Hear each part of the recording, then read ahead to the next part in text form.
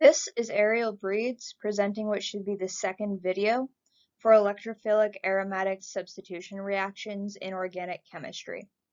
This presentation covers sections 18.3 through 18.5. We will discuss the overall mechanism of an electrophilic aromatic substitution reaction and the specific reactions of halogenation and nitration. If you watched the first video, you should recall that benzene rings undergo electrophilic aromatic substitution reactions, where benzene will react with an electrophile and form a carbocation intermediate that will then lose a proton to restore the aromaticity of the ring. This will result in a substituted benzene as a product. Now let's look a little more closely at the mechanism for these reactions. This will be a two-step mechanism. First, the benzene ring will act as a nucleophile and attach to the electrophile at the site of one of the ring carbons. This first step will be slow and endergonic, since it requires a relatively high amount of energy to break the aromaticity of the benzene ring. It results in a carbocation intermediate, which in this case is also known as a sigma complex, where the electrophile and the original hydrogen will both be attached to that ring carbon. The sigma complex has 3 resonance contributors, which makes it relatively stable for a carbocation intermediate, but it is still less stable than the original or the resulting molecule because of the loss of that aromaticity. A base then comes in and deprotonates the intermediate, which restores aromaticity and creates the final substituted product. The proton that is removed from the intermediate is always the one that is attached to the same ring carbon as the electrophile. This second step is much faster than the first, since it restores the stability of the molecule. There are 5 common types of electrophilic aromatic substitution reactions, and they all follow the same basic mechanism. They really only differ in the generation of the electrophile. In this presentation, I will discuss halogenation and nitration. The other 3 types will be discussed in another video by another student. Let's begin with the halogenation of benzene. Benzene can react with fluorine, chlorine, bromine, and iodine. However, fluorine is highly reactive and not commonly used in these reactions, so I will be focusing on the other 3 halogens.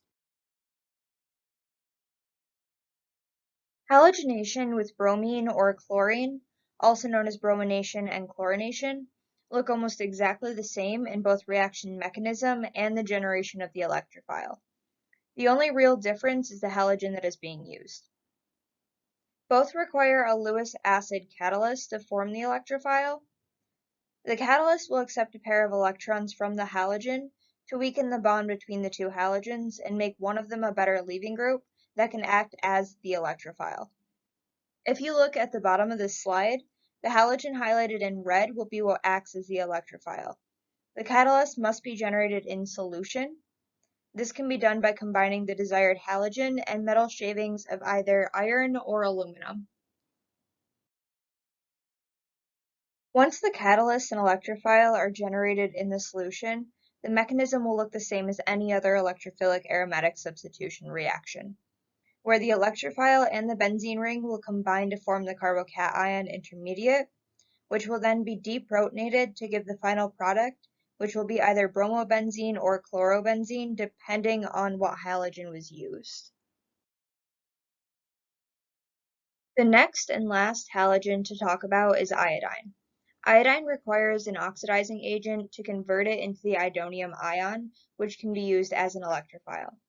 There are a few oxidizing agents that can be used, such as nitric acid or copper chloride, but the most commonly used oxidizing agent for iodination is a mixture of hydrogen peroxide and sulfuric acid. You can see how this mixture is used to create the electrophile in the first image on this slide.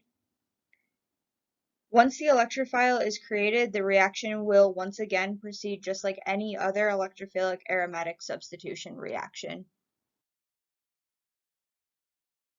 Halogenated benzene is very important to organic chemistry and has many synthetic applications. Just one example of this is in the production of the Grignard reagent, phenyl magnesium bromide, which you can see in the corner of this slide. Phenyl magnesium bromide can be further used as a strong nucleophile or a strong base, and can be used to add to many other compounds. Bromobenzene is also directly used as an additive to motor oils, and chlorobenzene is commonly used in the production of products like rubber, adhesives, paints, herbicides, and some medications. The next type of electrophilic aromatic substitution reaction that we should talk about is nitration. The nitration of benzene requires very harsh conditions, using both nitric acid and sulfuric acid to generate the electrophile. Sulfuric acid will protonate the nitric acid, which will then lose water to form a nitronium ion that can act as an electrophile. Once the electrophile is formed, nitration will proceed just like any other electrophilic aromatic substitution reaction. The water byproduct that is still in solution can deprotonate the sigma complex to form the final product of nitrobenzene.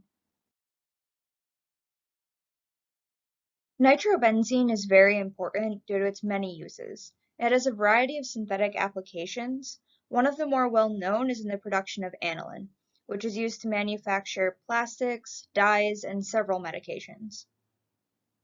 Nitrobenzene is also used as an oxidizing agent in some reactions, and as an inert solvent in the production of adhesives, as well as in Friedel-Crafts reactions, which will be explored in another organic chemistry video.